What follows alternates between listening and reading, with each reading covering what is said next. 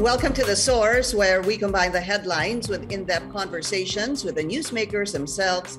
I'm Pinky Webb. Today on the program, the country has detected over 600 new cases of the highly transmissible Omicron variant. Health authorities say most of the Omicron cases in the country are of the stealth Omicron sub-lineage. Philippine Genome Center Cynthia Saloma joins us live.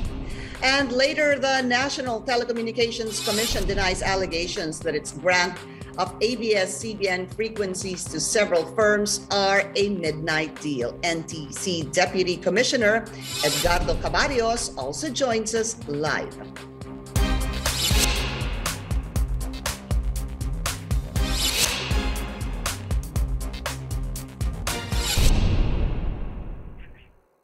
Health officials detected more cases of the Omicron coronavirus variant. Out of the 677 samples sequenced, 91% or 618 were found with a highly transmissible variant. The majority of these cases carried the stealth Omicron or BA2 sub-lineage. Let's go straight to the source of the story. We have Philippine Genome Center Executive Director, Dr. Cynthia Saloma. Dr. Saloma, welcome to The Source. Good to have you. Good morning, Pinky, and good morning to all our listeners. It's really good to understand the genome sequencing, the variants, and the sublineages. So I will start with this. Out of the 677 genome sequenced recently, 618 were found to be of the Omicron variant. And majority of that 618 Omicron variant were discovered to be the stealth variant. Tama ho ba yun, Dr. Saloma? Yeah, tama po yan, Pinky, because the Omicron, originally the B.1.1.529, is actually three sublineages. We have the BA.1, which is the really global common variant that comprises about 97% of sequence cases. And then we have this BA.2 as well as the BA.3. So the BA.2 has been given the moniker stealth Omicron. It can still be detected with the routine RT-PCR. Kaso nga lang wala siyang S-gene dropout with a particular RT-PCR kit. So you really need to do a whole genome sequencing in order to identify the BA2 that we have found here in the Philippines. And as reported also by the DOH, the vast majority of our cases are really of the BA.2 sublineage of Omicron. In particular, for example, in the National Capital Region, starting this January, practically all the sequences that we have are of the BA.2 from the local population. So ibig sabihin, para po mas madaling intindihin, siya po yung stealth, si BA2. Oo, si BA2, siya yung stealth Omicron at siya po yung nagda-drive ng community transmission dito sa ating bansa. So would you actually say that it's the Omicron stealth sublineage that is the dominant variant now in the country? Ganun ho ba yun? Actually, Pinky, we noticed that it has become the dominant variant in the country in the end of 2021. And by the beginning of January 2022, practically all the sequence cases in the National Capital Region are already of the BA.2 sublineage. And to understand this better again, there is the Omicron, parang siya po yung original. Mother. Mother. At meron pong tatlo, BA1, BA2, at BA3. BA2 being the stealth sublineage to which that is the most dominant among the sublineages of the mother Omicron variant. In the Philippines. In the Philippines. But it's globally, BA1. BA.1 is really the dominant, but there has been a lot of reports lately that BA.2 seems to be outcompeting BA1 in Denmark, in India, and also here in our country. Must we be concerned in the Philippines that it's the BA2 sublineage that is the dominant variant, or would you say, Dr. Saloma, na it doesn't really concern you because, after all, it's really just the Omicron variant?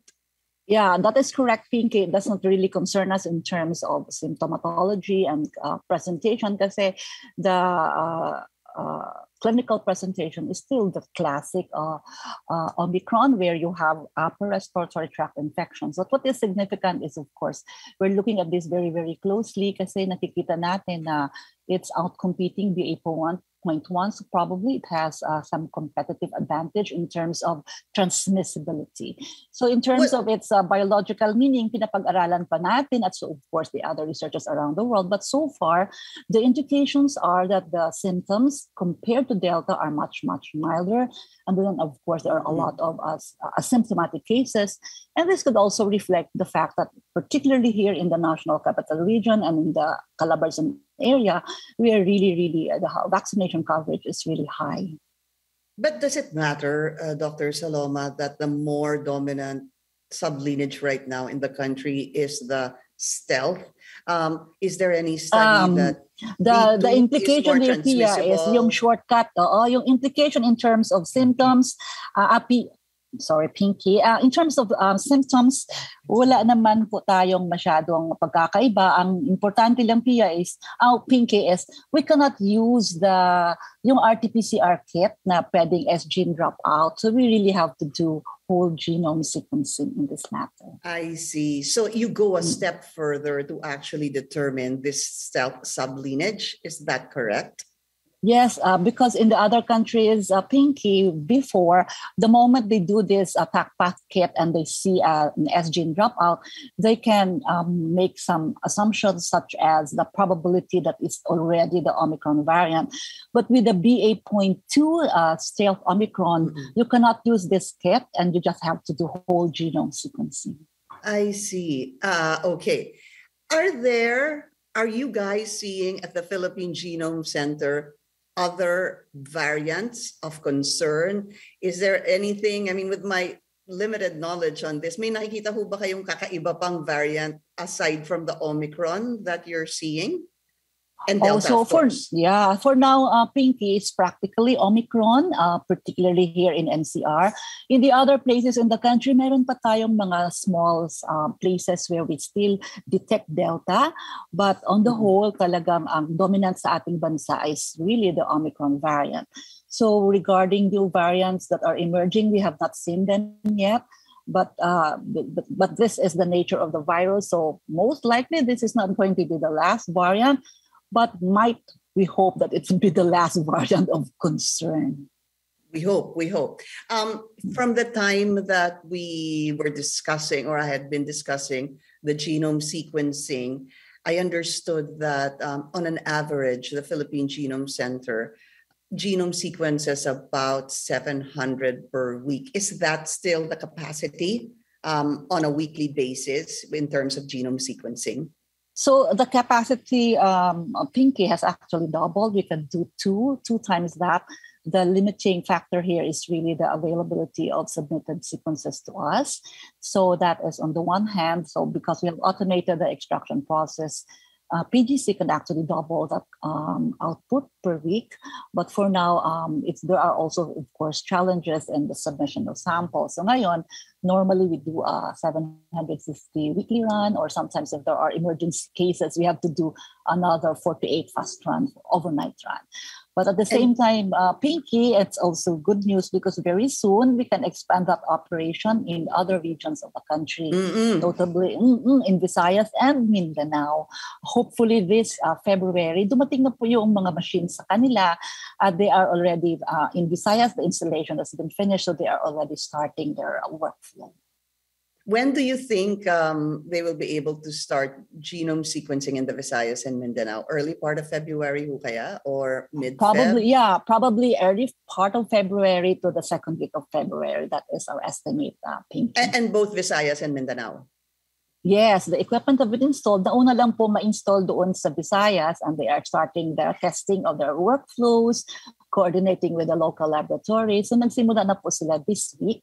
Tapos next week naman, Pinky, will be the installation of the equipment which have already been delivered in Mindanao. And then of course they are going to start testing the protocols, and hopefully we can have these operational by February. Hindi ba? Ang laking tulong po niyan, because even in the past, I already talked about this, that there was this proposal of about 100 million pesos to be able to build or to institute a genome sequencing center in the Visayas for 50 million and another 50 million in Mindanao. So ito na po, this is coming to fruit soon. Also, thank you very much for the help of everyone. The DBM has released the budget for this one.